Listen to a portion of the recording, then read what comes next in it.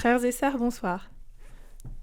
Ce vendredi, comme les 2 précédents et encore la semaine prochaine, le groupe bioéthique de la Conférence des évêques de France nous invite à une journée de jeûne et de prière afin que les yeux de tous s'ouvrent et sachent discerner la dignité inouïe de toute créature humaine. Le projet de loi de bioéthique sera débattu en seconde lecture au Sénat prochainement.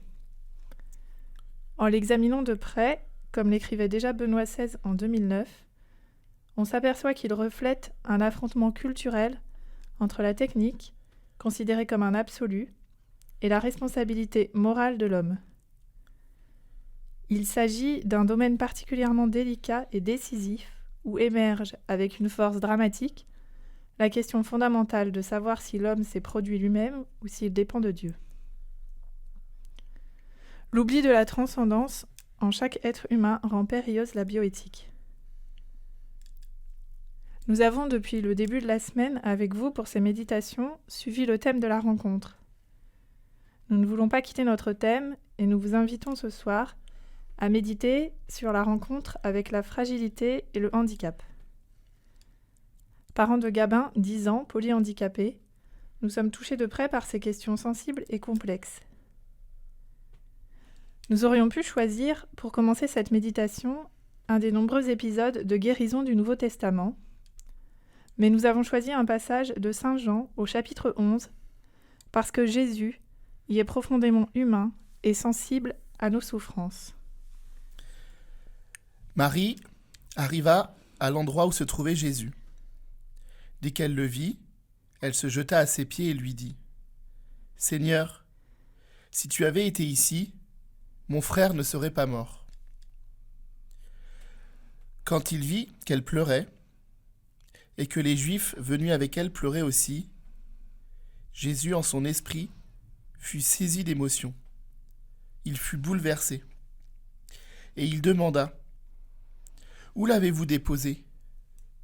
Ils lui répondirent : « Seigneur, viens et vois. » Alors Jésus se mit à pleurer.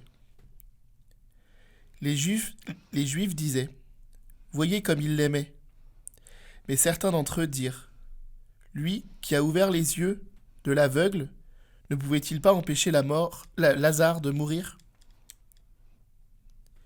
Jésus, repris par l'émotion, arriva au tombeau.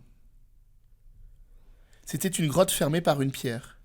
Jésus dit : « Enlevez la pierre. » Marthe, la sœur du défunt, lui dit : « Seigneur, il sent déjà. C'est le 4e jour qu'il est là. » Alors Jésus dit à Marthe : « Ne t'ai-je pas dit, si tu crois, tu verras la gloire de Dieu ?» On enleva donc la pierre.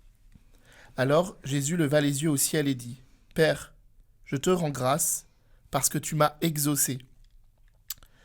Je le savais bien, moi, que tu n'exauces toujours. Mais je le dis à cause de la foule qui m'entoure, afin qu'ils croient que c'est toi qui m'as envoyé. » Après cela, il cria d'une voix forte : « Lazare, viens dehors !»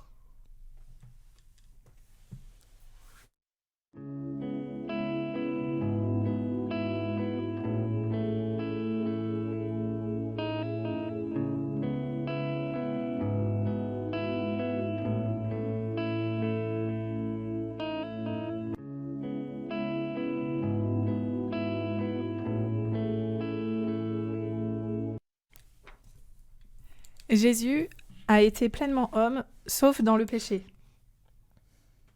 Il a goûté les joies et les peines, il a partagé le travail et l'amitié, il a connu l'heure de l'injustice et de l'angoisse, il a subi la torture et la mort. Jésus a donc aussi connu la fragilité, et là, dans ce texte, il nous la dévoile. Il pleure, il est ému, saisi d'émotion. Jésus, pleinement homme, pleure son ami disparu. Que c'est beau! Qu'est-ce que ça fait du bien ? Jésus est comme nous. Il est bouleversé par la tristesse de Marthe et Marie et par la mort de Lazare. Jésus, en son esprit, fut saisi d'émotion. Il fut bouleversé. Alors, Jésus se mit à pleurer. Jésus, repris par l'émotion, arriva au tombeau. Nos souffrances touchent Jésus. Dieu n'est jamais insensible à notre peine. Lazare avait de la valeur aux yeux de Jésus parce que c'était son ami et il lui a rendu la vie. Mais Lazare va mourir de nouveau et renaître à la vie éternelle comme chacun d'entre nous. Dès qu'il le peut, Jésus guérit. Il aurait certainement aimé guérir tous ses contemporains.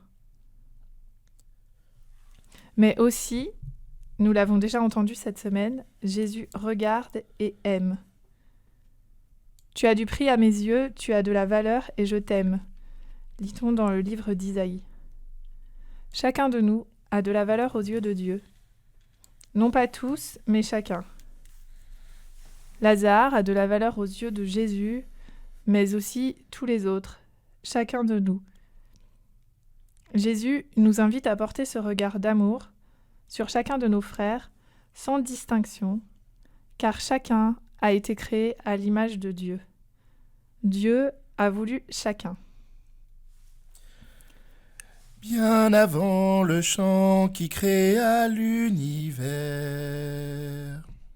bien avant l'esprit qui planait sur la terre, bien avant que tu me formes de la poussière, tu rêvais du jour où tu pourrais m'aimer.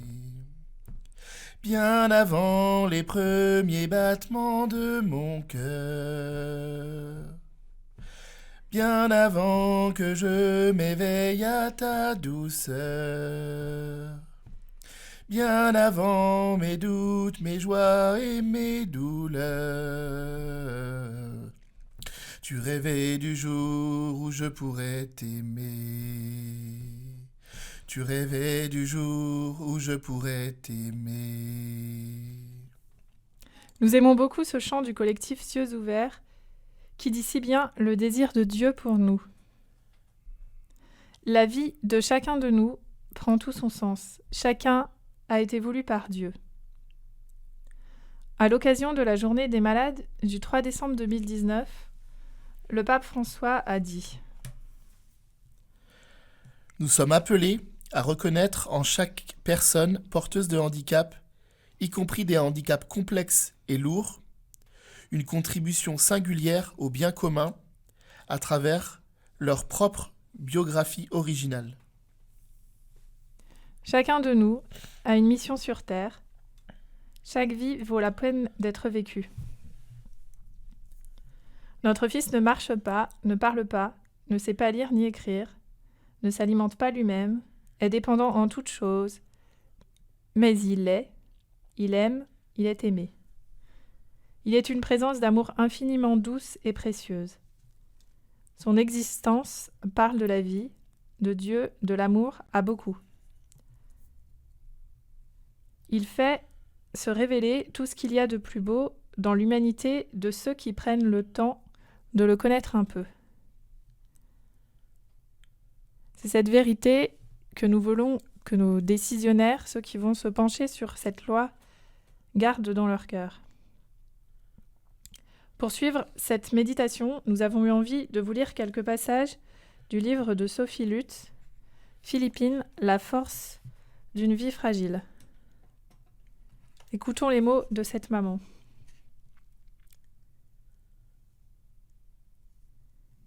Pendant la grossesse et ce temps d'attente si douloureux, ma foi se concentre sur Jésus crucifié. Je n'arrive pas à prier autrement. Je ne dis rien ou pas grand-chose. Je regarde simplement le crucifié qui dit « Pourquoi ?» C'est la seule manière pour moi de garder la paix ou de la retrouver quand je commence à paniquer ou à déprimer. La vie de Philippine est un mystère. Le cardinal Suard disait qu'être témoin n'implique pas de faire de la propagande, pas même d'éveiller les gens, mais d'être un mystère vivant. Cela veut dire vivre de telle façon que notre vie n'aurait aucun sens si Dieu n'existait pas. Cette parole dit beaucoup sur la raison d'être des personnes faibles, malades ou handicapées, sur le sens de leur vie.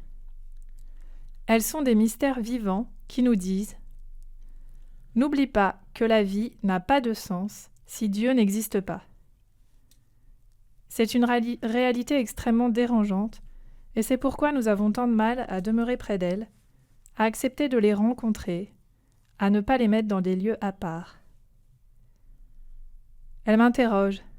« Est-ce que Dieu existe vraiment pour toi, Sophie? As-tu vraiment la foi? Crois-tu vraiment que Dieu s'est fait serviteur, s'est abaissé ?» Je découvre avec Philippine que je grandis en humanité quand je me mets à son service, en disciple du Dieu serviteur. Un peu plus loin, dans le même chapitre, « À quelles conditions Dieu m'accueille-t-il ? Parce que je suis en possession de toutes mes facultés mentales ? Parce que je suis intelligente et que je peux apprendre et comprendre le catéchisme ou les rudiments de théologie ? Parce que je peux poser des actes bons ? Tout ce qui disqualifie Philippine doit être éliminé. La condition qui fait que Dieu accueille Philippine est donc qu'il accueille chaque personne.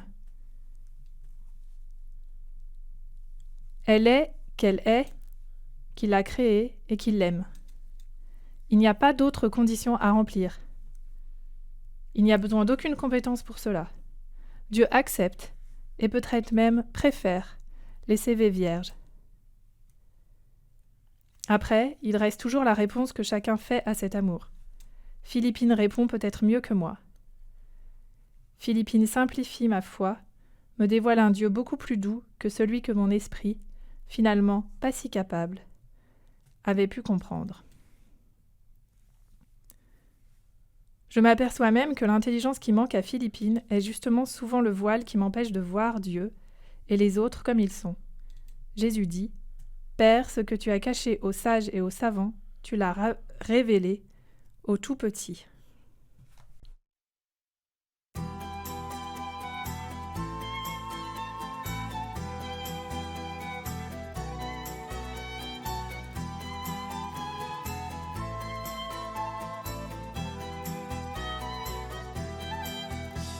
Avec toi, Marie, nous voulons servir, marcher dans les pas du serviteur, aimer sans cesse et de tout cœur.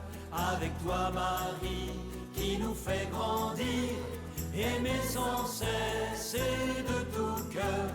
Avec toi, Marie, qui nous fait grandir, servir avec la joie de ceux qui donnent.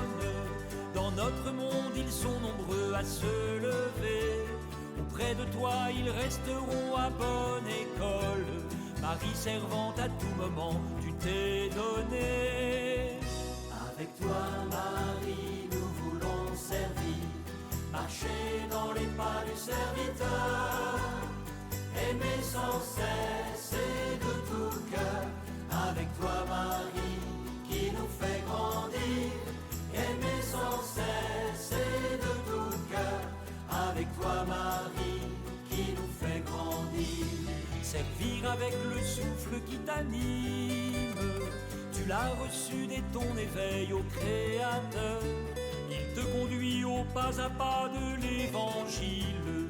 Déjà tu fais ce que dira Jésus Sauveur. Avec toi, Marie, nous voulons servir, marcher dans les pas du serviteur, aimer sans cesse et de tout cœur. Avec toi, Marie, qui nous fait grandir, aimer sans cesse et de tout cœur. Avec toi, Marie, qui nous fait grandir, servir les visités de la souffrance, tous les malades en qui la flamme est retombée. Dans la cité remplie des chants de l'espérance, par toi, Marie, qu'il voit l'espoir se rallumer.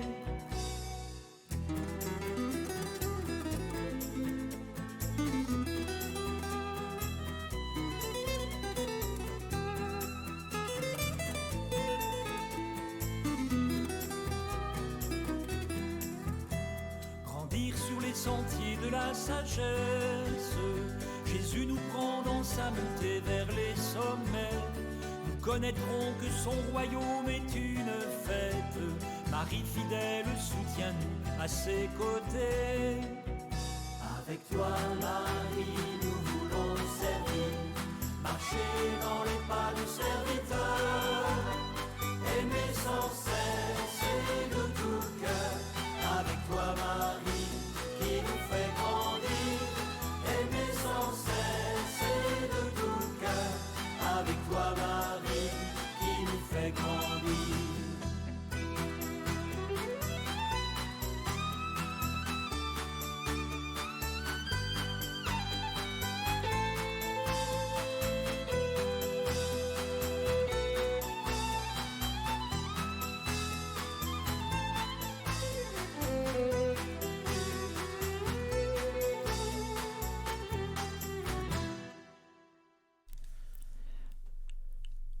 Nous reprenons la prière proposée par la Conférence des évêques de France aujourd'hui.